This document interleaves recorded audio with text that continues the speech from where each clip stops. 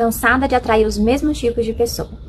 Olha, olhando um pouquinho para a minha abordagem, que é a psicanálise, a gente estuda e a gente aprende ali que a gente repete padrões para a gente aprender alguma coisa, alguma questão que a gente tem ali no passado, né? Que às vezes é até inconsciente, a gente nem se dá conta disso no dia a dia.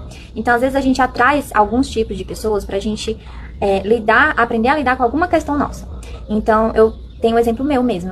Eu tinha esse padrão de atrair alguns tipos de pessoas na minha vida que se aproveitavam, que tiravam proveito, E aí eu comecei a entender qual que era o meu exercício, o que eu tinha que aprender? A impor limites. Então, às vezes, o que a gente precisa é entender por que atraímos essas pessoas. E aí eu vou falar sobre a importância de fazer terapia, de fazer análise, para você entender esses padrões e compreender um pouco dessas questões aí do passado, às vezes até na nossa infância, muitas vezes construída até por questões assim parentais mesmo, com os nossos pais, a gente acaba aprendendo algumas coisas e repetimos esses padrões quando nos tornamos adultos. Então, assim, a importância da análise e de revisitar essas questões, e também quando a gente fala sobre isso, então você falou assim, eu tô cansado de atrair, então isso já tá te incomodando. Isso já é você tomando consciência do quanto isso não tá te fazendo bem.